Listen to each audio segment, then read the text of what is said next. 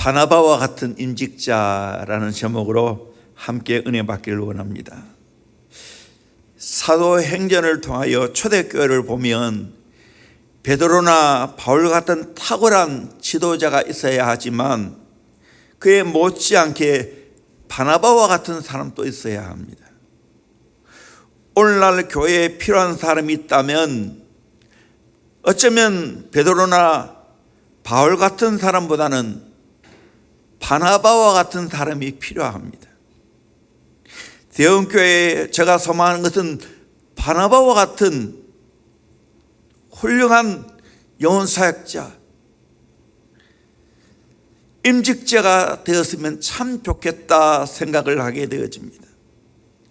19세기에 있었던 역사적인 사건을 근거로 만들어진 영화 줄루라는 영화가 있습니다.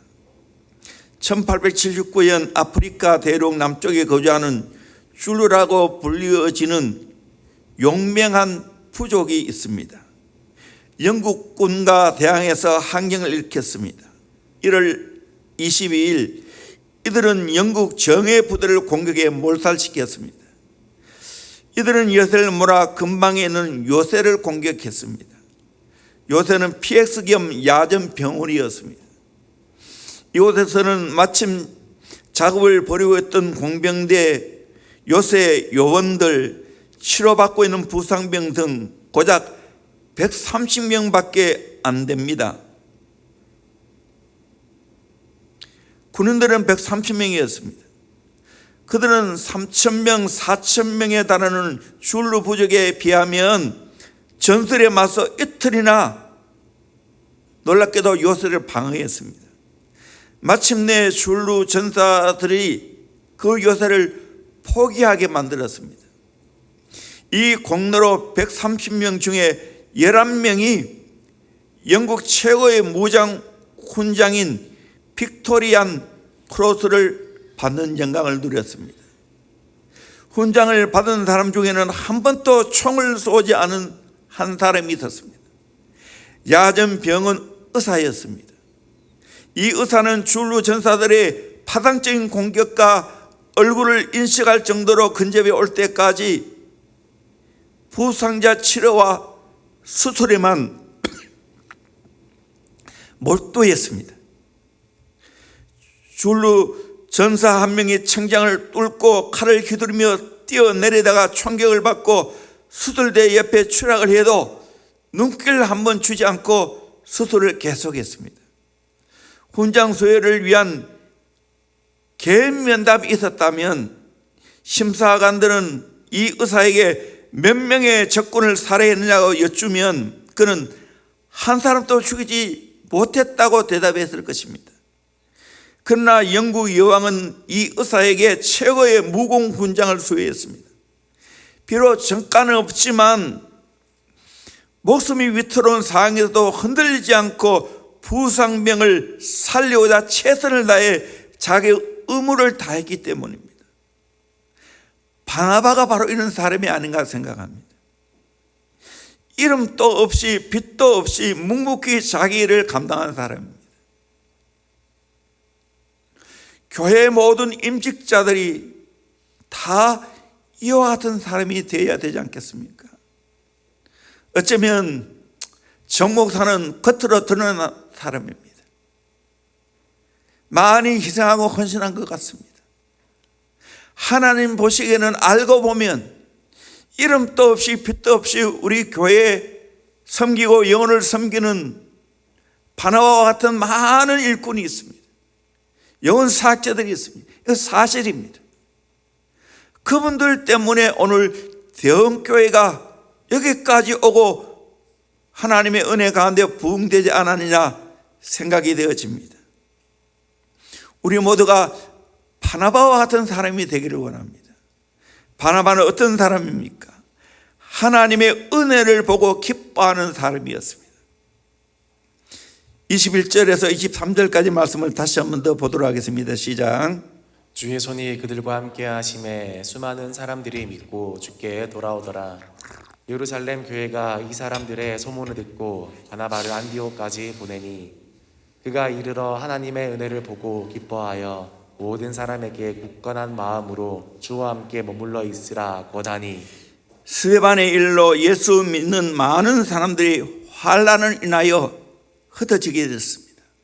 스데반의 선교 사건을 두고 하는 말이죠. 베니게와 고브로와 안디옥까지 이르게 되었습니다. 이 흩어진 사람들이 헬라인에게 복음을 전했습니다. 그때 주님이 함께함으로 수많은 사람들이 예수 믿고 주께로 돌아왔습니다. 이 소식을 예루살렘 교회가 들었습니다. 그래서 바나바를 안디옥으로 파송했습니다. 바나바가 이곳에 와서 보니까 하나님의 은혜를 받았습니다. 그래서 23절에 그가 이르러 하나님의 은혜를 보고 기뻐하여 라고 말했습니다. 하나님의 은혜를 보고 기뻐하여. 많은 헬라 사람들이 복음을 받아들이고 주께로 돌아오니까 그 사실을 목격하고 나니까 이거 정말 하나님의 큰 은혜구나, 그것을 보고 기뻐했다는 것입니다. 우리의 진정 기쁨이 무엇이어야 합니까? 바나바와 같이 하나님의 은혜의 사건을 보고 기뻐할 수 있어야 됩니다. 우리의 진정한 기쁨은 세상 그 어디에 있는 게 아닙니다. 돈을 많이 버는 데 있는 것도 아니고, 내가 높은 지위에 올라가는 것도 아니고, 세상의 좋은 것들을 내가 가지게 된 것도 아닙니다. 우리의 참된 기쁨은 예수 믿지 않은 자들이 예수 믿고 주께 돌아오는 걸 보고 기뻐해야 됩니다. 그래도 저는 대형교회 목사로서 우리 교회를 통해서 많은 영혼들이 구원받고 주께로 돌아오고 예수 만나고 새롭게 변화된 것들을 보고 정말 기뻐합니다. 사실 이것보다 더 기쁜 일이 없지요. 누가복음 15장에 탕자의 비유에서 말한 것처럼 한 영혼이 주께로 돌아오면 하늘나라 천국에서 잔치가 벌어진다고 말하고 있습니다.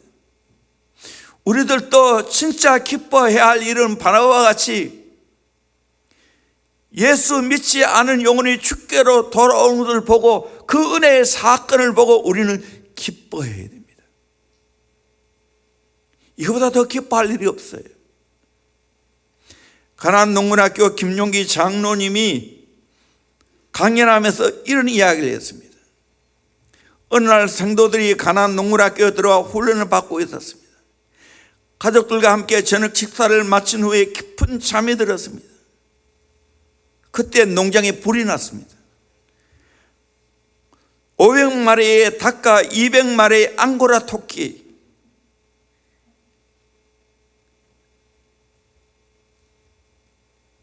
그것들이 있는 농장에서 불이 났습니다. 한밤중에 가족들과 성도들이 뛰쳐나가 보았지만 손을 쓸 수가 없습니다. 아합이 귀한 속수무책이었습니다. 불이 붙은 닭들이 날개를 퍼덕거리며 살아보겠다고 몸부림치다가 잿더미가 되어 툭툭 떨어지는 닭들, 털 많은 앙고라 토끼에 불이 붙으니까 마치 빨간 폭탄처럼 동동 뛰다가 허무하게 쓰러지는 토끼를 바라보며 안타까워 어떻게 할 줄 몰랐습니다. 모두가 멀리서도 그 비참한 광경을 쳐다볼 수밖에 없었습니다. 그때 장로님은 안타까이 발을 동동 구르는 사람들을 데리고 예배당 안으로 들어갔습니다. 자기 죄악 때문에 지옥에 떨어진 것이 이렇게 비참했구나. 누가 먼저라고 할 것 없이 흐느끼는 소리가 이곳저곳에서 들려오기 시작했습니다. 온 예배당 안은 통곡소리로 가득 찼습니다. 그날 밤 예배당에 성령의 불이 떨어졌습니다. 성령의 폭탄이 떨어졌습니다. 진심으로 죄를 회개했습니다. 죄를 회개하자면 이런 비참한 일이 일어난다는 걸 알았기 때문에 천명의 보화를 거느리고 경찰관에게 폭행을 일삼던 깡패 두목이 그날 회개하고 나중에 신학하고 목사가 되었습니다. 유명한 법대를 졸업하고 고시를 준비하던 유명한 청년이 거기 와서 훈련받는 중에 그 광경을 바라보고 예수를 믿었고 나중에는 농군이 되어서 장로님의 사이가 되기도 했습니다.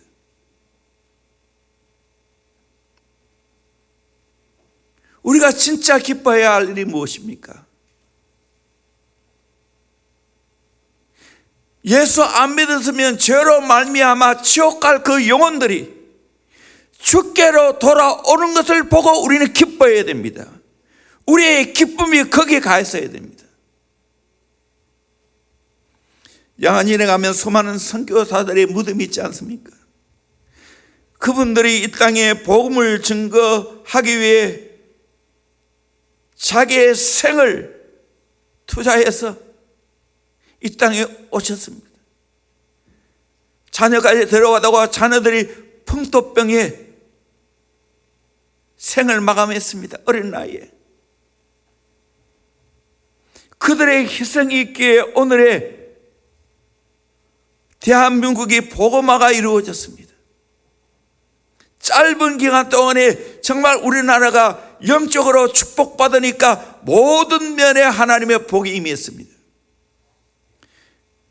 양희삼 목사님이 선교사의 노래라는 노래를 지었습니다.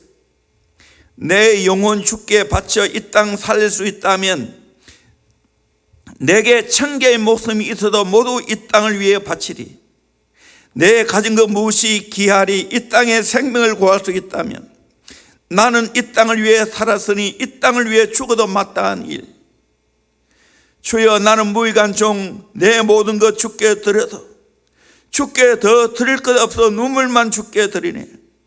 온 세상 나를 버려 한 줌의 죄가 되어도 나는 주께 구하리.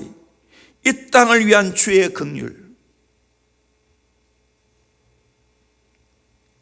우리의 관심은 영혼에 있어야 됩니다. 영혼 구원에 있어야 됩니다. 영혼 살리는 데 내 관심이 있어야 됩니다.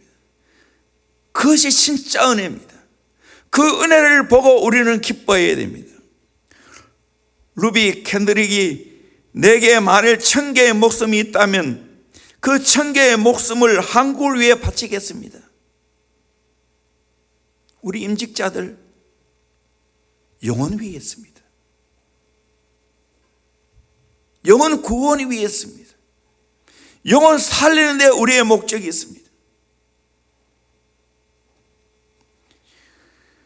루비 캔드릭은 25세에 처녀 선교사로 와서 한국어를 공부한 중 8개월 만에 병으로 순교했습니다.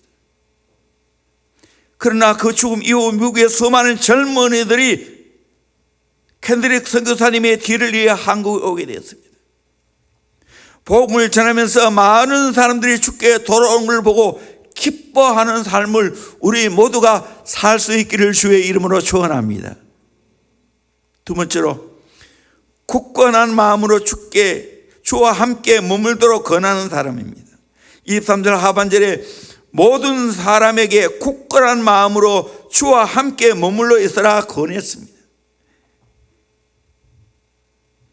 이방인 헬라인에게도 복음이 증거되었다는 것을 소식 듣고 이 안디옥에 바나바를 파송했습니다. 바나바가 그 사실을 보고 그들에게 무슨 일을 했습니까? 모든 사람에게 굳건한 마음으로 주와 함께 머물러 있으라 권하는 일을 했습니다. 굳건한 이 말은 굳게 결심한 결연한이라는 뜻입니다. 머물러 있으라 말은 붙어 있으라는 말입니다. 크립, remain, 머무르라는 거죠. 주께로 돌아왔다면 굳건한 마음으로 한 목적을 향하여 흔들림이 없는 걸 말합니다. 머물러 있으라는 말은 주께 붙어 있으면서 삶의 중심이 예수 중심이 되어야 한다는 것입니다. 처음 예수 믿는 사람은 연약하기 때문에 쉽게 흔들립니다. 세상으로 자꾸 돌아가려고 합니다. 또 우리 교회 처음 오신 분들 마음이 쉽게 흔들립니다. 우리는 그들을 붙잡아 줘야 됩니다. 오늘 말씀 그대로 해야 됩니다. 굳건한 마음으로 주와 함께 머물러 있으라고 권해줘야 됩니다. 바나바 이름이 권위자, 위로자 아닙니까? 바나바는 이름값을 한 사람입니다. 영혼들을 끝까지 책임지고 권위했습니다.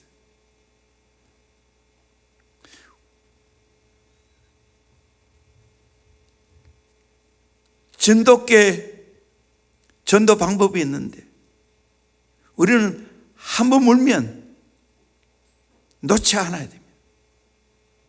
나쁜 의미에서 아니고 좋은 의미에서 하나님이 교회에 하나님이 주님께 붙어 있는 영혼 끝까지 붙어 있도록 머물러 있도록 흔들리지 않도록 잘 권하는 일이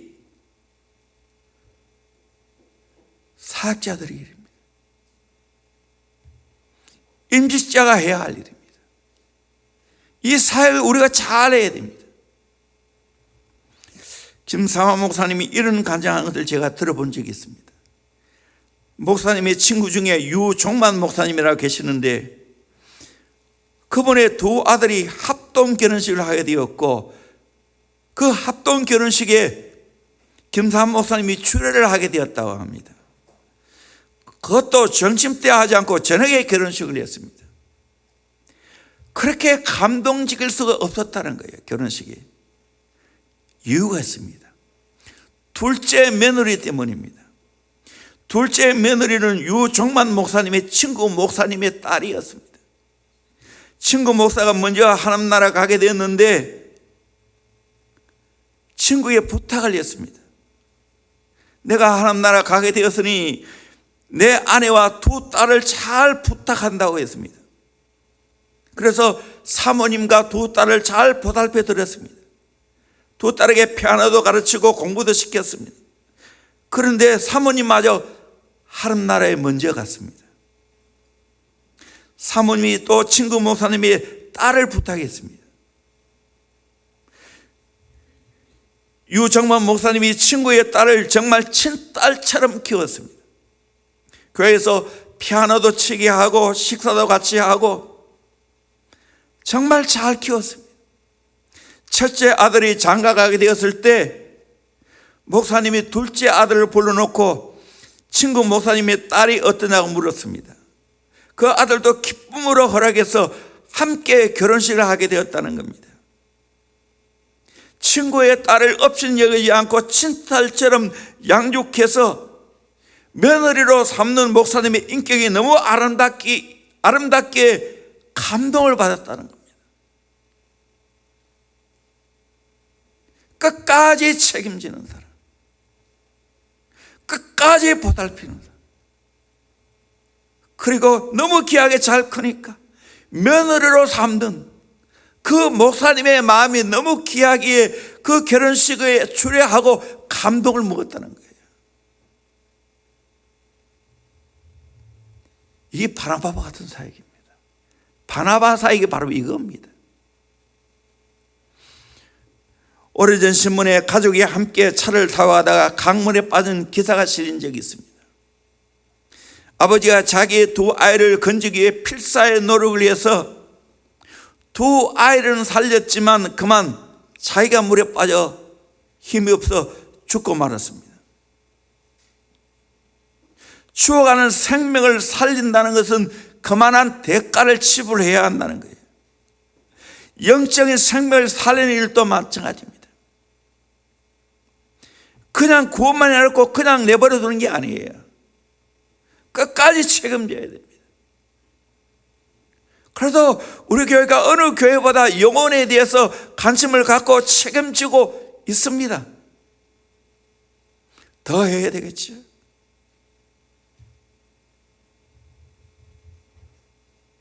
한 사람이 믿음의 삶을 살기 위해서는 수많은 바나바가 있어야 됩니다. 의미 있는 세 사람만 있으면 절대로 교회 떠나지 않는다는 거예요.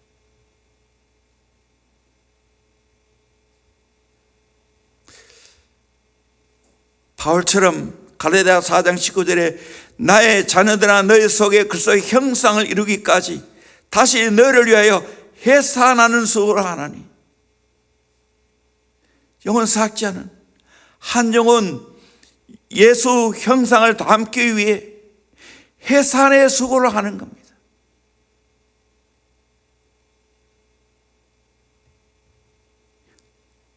사역을 위한 사역자가 아닙니다. 영혼을 위한 사역자입니다. 일을 위해서 뭔가 하려고 하지 마세요. 항상 영혼과 결부지어야 됩니다. 영혼을 바로 세워야 됩니다. 영혼을 주께 붙어 있도록 해야 되고 흔들리지 않도록 해야 됩니다. 이 일에 집중해야 됩니다. 이것이 교회에 책임 맡고 있는 임직자들, 목회자, 초원장, 목자, 교사, 셀장 다 이런 사람들이 해야 할 일입니다. 세 번째로 착한 사람입니다. 24절에 바나바는 착한 사람이요 라고 했습니다. 인격이 착했습니다. 착하다는 이 말은 아가도스라는 말은 영어로 굿입니다. 선한, 좋은, 유용한 사람이란 말입니다. 굿맨. 저는 인생을 살아가면서 목회를 하면서 성품이 좋아야 한다, 좋은 사람, 착한 사람이 되어야 제대로 영혼사회가 할 수 있다는 생각을 많이 합니다. 다시 말하면 품격이 있어야 됩니다. 세계 어디에 가도 손색함이 없는 품격 있는 사람이 되어야 됩니다. 그게 착한 사람입니다. 교회 안에는 돈 많은 사람, 재능 많은 사람, 일 잘하는 사람, 여러 사람이 다 필요합니다. 그러나 가장 필요한 사람은 착한 사람입니다. 이 사람이 다윗처럼 하나님 마음에 합한 사람입니다. 아무리 모든 것들이 다 갖춰 있어도 인격이 잘못되어 먹으면 많은 사람들이 힘듭니다. 착하게 내 인격을 다듬어야 됩니다. 모난 부분이 깎여져야 됩니다. 선하고 착한 사람이 오래 갑니다. 사귀면 사귈수록 진국이 됩니다. 누구나 좋아합니다. 약방의 감초처럼 어디 가든지 어울립니다. 옛날에 부잣집 며느리 같은 사람입니다. 맏며느리. 요즘 젊은 여성들을 그거 싫어해요. 맏며느리 같이 참 귀하다 하면 싫어합니다. 아니에요. 성경적으로 보면 너무 귀한 사람이에요. 영혼 사역자는 이러해야 됩니다. 잠언 31장을 잘 읽어보세요. 그 현숙한 여인에 대한 이야기가 나오지 않습니까? 이것도 언제 내가 한번 설교를 해야 될 것 같아요.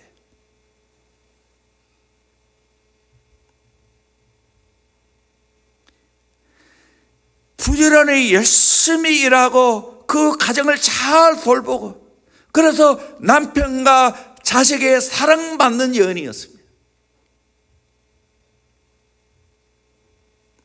이게 착한 사람이 아닌가 생각합니다. 여자가 치마를 입는 것은 다 품는 거예요. 옛날에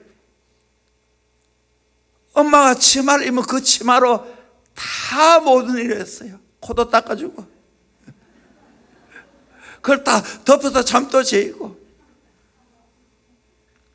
다 포용을 했어요. 교회에 이런 사람이 필요해요. 예민하고 날카로운 사람 아니에요. 착한 사람. 착한 사람. 착한 사람의 말에 교회가 은혜롭다니까요. 뾰족하게 찔러보세요. 정말 다 힘들어요. 흔들어 보세요. 다 힘들어요. 좋은 사람, 착한 사람이어야 됩니다. 총신대학교 교훈이 있습니다. 신자가 되라, 학자가 되라, 성자가 되라, 전도자가 되라. 마지막에 뭔지 아십니까? 목회자가 되라. 목회자는 두루두루 이게 다 해야 한다는 거예요. 목회자가 되기 전에 신자가 돼야 됩니다. 착한 성품으로 다듬어 가야 됩니다.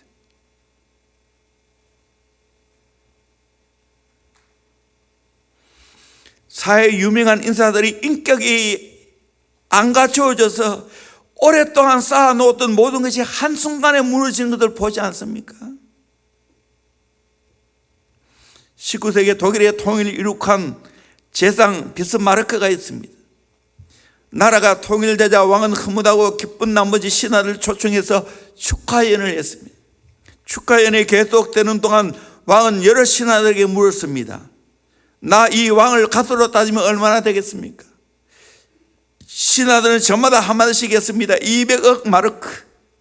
어떤 신하는 점령한 나라의 보화까지 합치면 500억 마르크, 심지어 1000억 마르크, 2000억 마르크. 자꾸 왕을 지켜 세웁니다.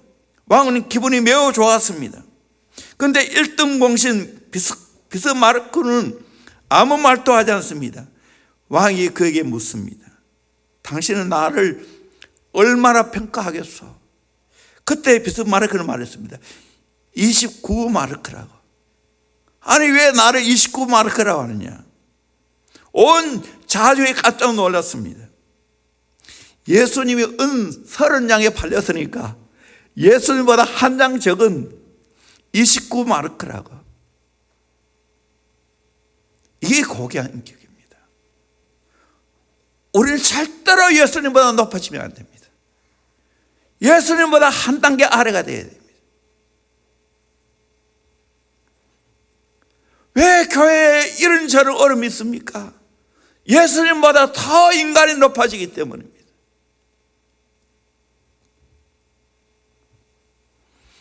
바나바는 가난한 자를 볼 때 그냥 보질 못했습니다. 밭을 팔아서 가난한 자를 위하여 내어놓았습니다. 우리 사도행전 4장 36절 37절 같이 보도록 합니다. 시작. 구불에서 난 레위족 사람이 있으니 이름은 요셉이라. 너들이 일컬어 바나바라, 번역하면 위로의 아들이라 하니 그가 밭이 있음에 팔아 그 값을 가지고 사도들의 발 앞에 두니라. 자기보다는 남을 먼저 생각하는 사람이었습니다. 그러기에 교회가 필요하니까, 영혼이 필요하니까 밭을 팔아 사도들의 발 앞에 놓았습니다. 기꺼이 자기 재산도 필요하다면 내어놓을 수 있는 선한 사람이었습니다. 착한 사람이었습니다. 우리는 착해야 합니다. 거기에 감동이 있습니다. 이런 이야기를 읽어본 적이 있습니다. 어디서 읽은지 정확히는 모르겠어요. 한 여인이 가게에 가서 쇼핑을 하고 과자 한 봉지를 사가지고 커피점에 앉아 있었습니다. 차례가 없어서 한 남자와 합석을 해서 과자 봉지를 내놓고 먹고 있습니다. 그런데 앞에 남자가 자기의 과자를 자꾸 먹고 있더라는 거예요. 이상하다. 왜 저 남자가 내 과자 먹고 있지? 예의도 없이. 그저 남자는 미소를 지으면서 다 먹고는 자리에 일어나 나갔습니다. 기분이 몹시 상해서 집에 돌아와 짐을 풀어보았습니다. 근데 깜짝 놀란 일이 일어났습니다. 과자가 내 가방 안에 그대로 있는 겁니다. 지금 그 과자 누가 먹었습니까? 그 남자가 먹었습니다. 내가.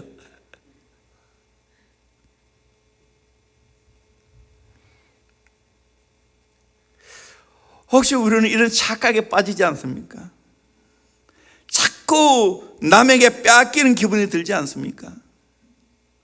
자꾸 내가 손에 보고 있다는 생각이 들지 않습니까?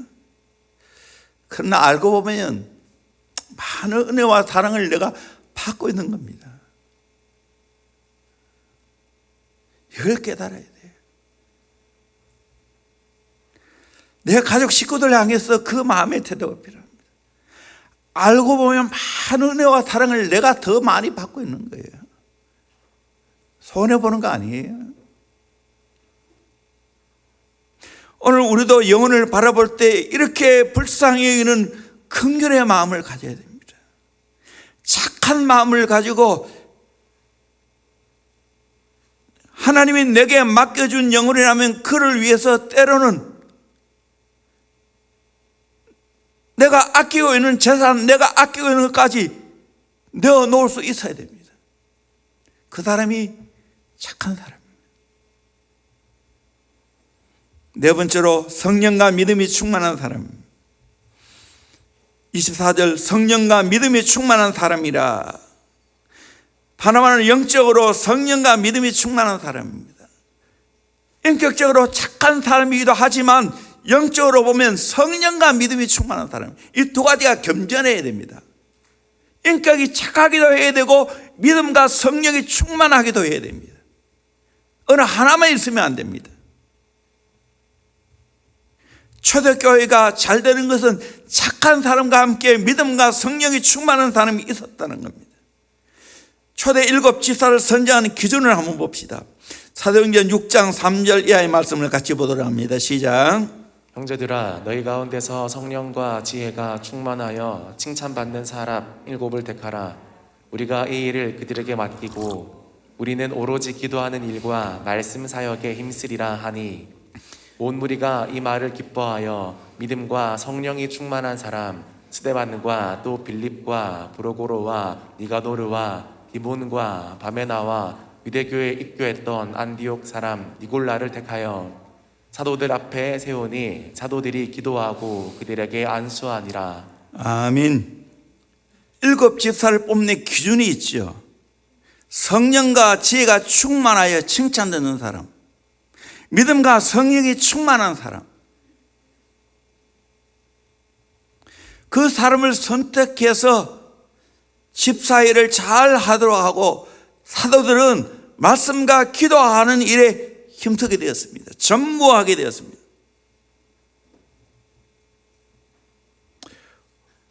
마르틴 루터가 지적한 것처럼 오늘날 많은 성도들이 교리에는 고혈압 환자고 행동에는 빈혈증 환자와 같은 삶을 살아가는 자가 많습니다.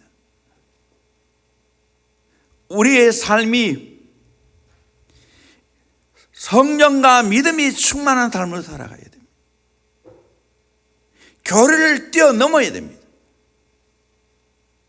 말씀이 성령과 정말 믿음으로 은혜로 충만하게 되어져야 됩니다. 말씀이 육신화가 이루어져야 됩니다. 성령께서 본물로서 정말 내가 전적인 성령과 믿음의 삶을 살 수 있도록 해 주셔야 됩니다. 성령이 와야 합니다. 성령이 오지 않으면 메마릅니다. 내 심령도 마찬가지고 교회도 마찬가지입니다. 성령이 와야 믿음과 성령이 충만한 가운데 교회가 부흥됩니다.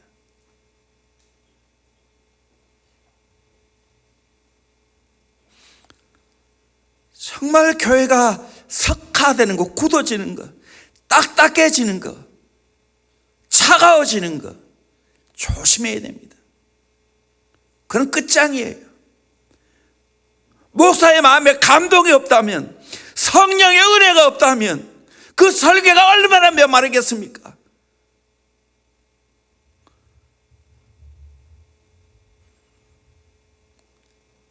목장도 마찬가지고 셀도 마찬가지, 반도 마찬가지입니다. 성령 역사가 있어야 됩니다. 어느 교회에 있었던 일입니다. 목사님이 구획장 훈련을 한다고 했습니다. 그러자 한 분이 자기도 구획장 훈련을 받고 싶다고 했습니다. 그런데 목사님 보기에 그 사람은 워낙 볼품이 없고 사람이 전혀 붙을 것 같지가 않습니다. 그래도 하겠다고 하니 참여시키지 않을 수도 없고 참여했고, 근데 놀라운 것은 그분은 늘 하나님 앞에 기도하는 사람이었습니다. 그래서 제일 목장하기 어려운 식구들이 모은 곳에 구역을 맡겼습니다. 그런데 놀랍게도 그분이 맡아서 영혼을 돌아보는데 얼마나 잘하는지요. 그 구역에 점점 부흥되고 사람들이 늘어나기 시작했습니다. 결국에 가장 빨리 성장하는 구역이 되었고, 사람이 너무 많아서 계속해서 분가하는 역사가 일어났습니다. 그 구역장 밑에 훈련받는 사람은 하나같이 영혼을 사랑하며 잘 돌보고 있습니다. 결국 영혼을 구원하고 영혼을 세우는 일은 믿음과 성령의 역사입니다. 우리 임직자 여러분, 정말 오늘 말씀처럼 믿음과 성령이 충만한 삶을 살 수 있기를 주의 이름으로 축원합니다. 그게 바람합니다. 어느 날 직원들이 업무 평가 보고서를 살펴보던 사장이 가장 좋은 평가를 받은 총무부의 미스 김을 불렀습니다. 미스 김, 정말 고맙다고, 수고 많았다고, 우리 회사를 위해 지난 6개월 동안 가장 열심히 그리고 성실하게 일해준 거 너무 고맙게 생각한다고, 앞으로도 최선을 다하라고 금일봉을 주었습니다. 그러자 미스 김은 이렇게 인사합니다. 사장님 감사합니다. 저는 입사한 지 3년이 지났습니다. 3년 반이 지났습니다. 그런데 지난 3년 동안 일한 것은 단순히 월급쟁이로 일했습니다. 근데 제가 6개월 전부터 교회 가기 시작했습니다. 예수님 만났습니다. 저의 인생관과 직업관이 완전히 달라졌습니다. 저는 이 회사를 단순히 회사로 생각하지 않습니다.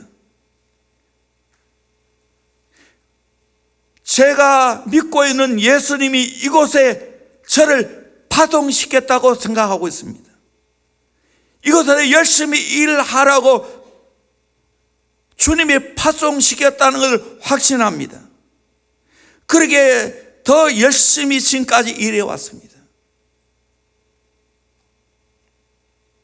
그 회사 사장님이 감동을 받았겠습니까? 안 받았겠습니까? 이게 직장인의 삶이에요.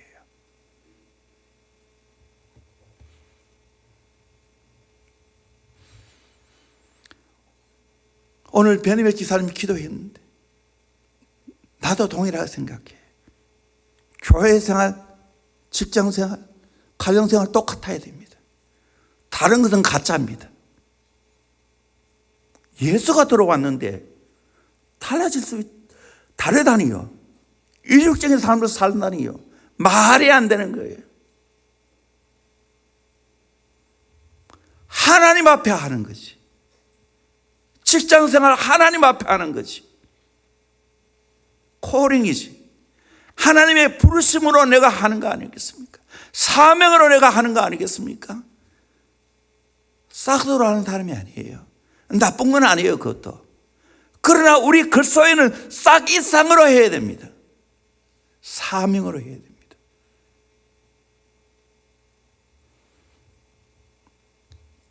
이것이 믿음과 성령이 충만하는 가운데 사역하는 겁니다. 당연히 그럴 수밖에 없어요. 내 안에 성령님이 계시는데 그렇게 해야 되죠.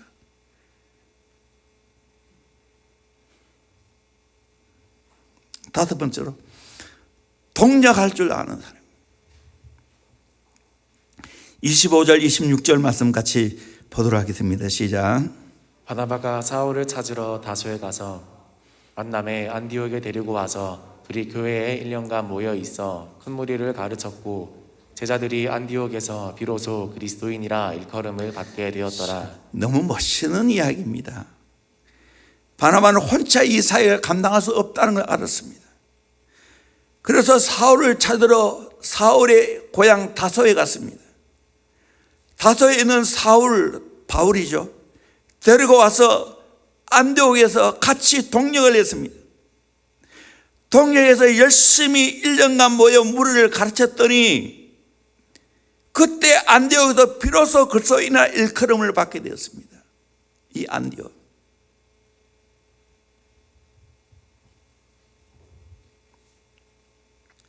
진짜 예수 닮았다는 말입니다. 바나바와 바울이 함께 동역해서 말씀을 가르칠 때 그때 진짜 예수 닮은 그리스도인이 나왔다는 말입니다. 어쩌면 여기에요. 예수정이라는 말이에요.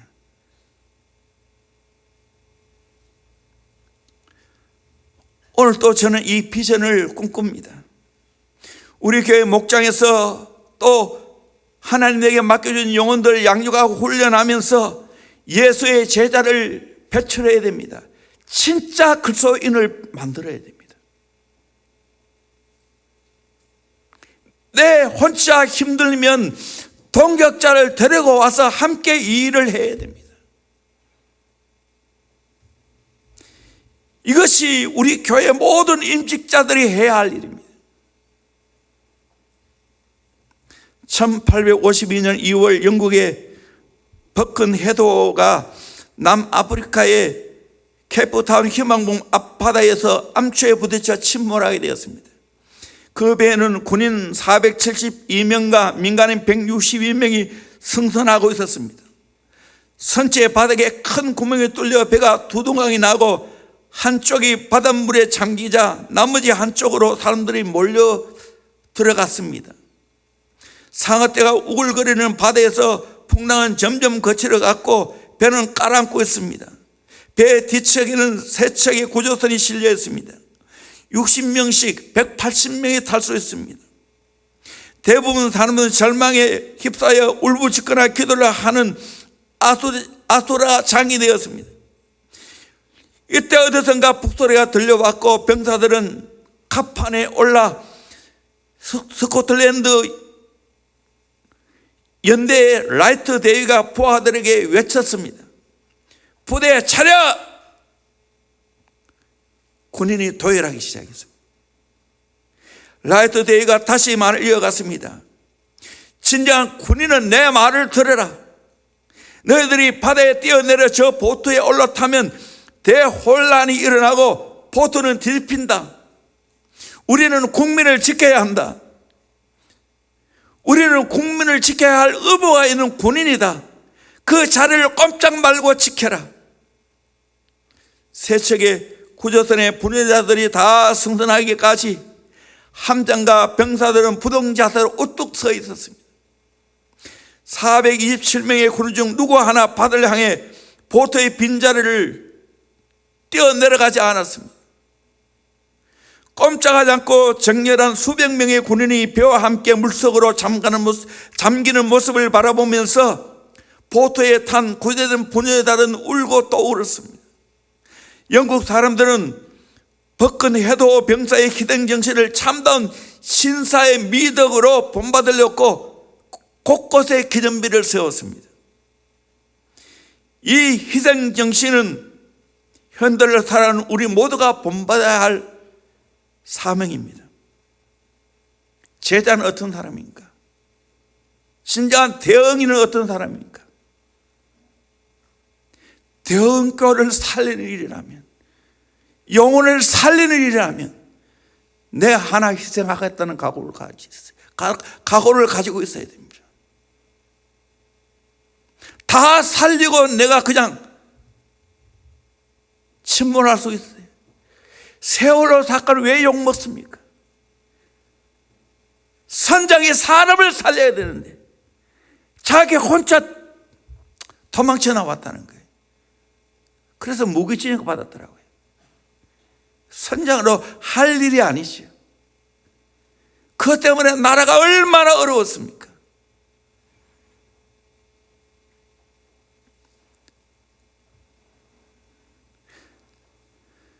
영혼을 섬기고 교회를 세우고 하나님 나라를 세울 일은 내 혼자 할 수 없습니다. 함께 동역해야 됩니다. 우리 모두는 주님의 동역자들입니다. 고린도전서 3장 5절 이하의 말씀을 같이 보도록 합니다. 시작. 그런즉 아볼로는 무엇이며 바울은 무엇이냐? 그들은 주께서 각각 주신 대로 너희로 하여금 믿게 하는 사역자들이니라. 나는 심었고 아볼로는 물을 주었으되 오직 하나님께서 자라나게 하셨나니 그런즉 심는 이나 물 주는 이는 아무것도 아니로되 오직 자라게 하시는 이는 하나님뿐이니라. 심는 이와 물 주는 이가 한 가지이나 각각 자기가 일한 대로 자기의 상을 받으리라. 우리는 하나님의 동역자들이요 너희는 하나님의 밭이요 하나님의 집이니라. 우리는 하나님의 동역자들이라고. 심고 물을 주고 하나님이 자라게 하시고, 그래서 교회가 하나님과 동역하고 우리 성도들이 함께 동역함으로 교회가 든든해서 가는 겁니다. 바울처럼 동역을 잘해야 됩니다. 나중에는 우리가 아는 것처럼 바나바는 내려앉고 바울을 높이 세웠습니다. 나중에는 바울이 더 지도자로서 역할을 잘 감당을 했습니다. 앞으로 정말 대형교회 할 일이 많습니다. 다음 세대에 할 일이 많습니다. 주님이 부르시는 그날까지 우리는 함께 동역해야 됩니다. 바나바와 같은 이 마음으로 우리는 함께 이 귀한 사역을 감당해야 됩니다. 그래서 통일한국 시대를 열어가고 통일한국 시대를 준비하고 세계 선교를 잘 감당하는 대형교회가 되기를 소망합니다. 그리고 한국교회가 이런 역사의 길을 주의 이름으로 축원합니다. 너무 절망하지 마세요. 너무 여러 가지 나라의 상황과 환경 때문에 여러분 좌절하지 마세요. 하나님은 살아계십니다. 우리 각자가 주어진 일을 잘 감당하면 때가 옵니다. 때가 옵니다. 일할 때가 옵니다. 하는 나를 위해서 크게 쓰임받을 날이 옵니다. 미래는 준비하는 자가 차지합니다. 우리 모두 바나바 같은 자가 되어서 함께 주의 귀한 사역을 감당하는 우리 모두가 되기를 주의 이름으로 축원합니다.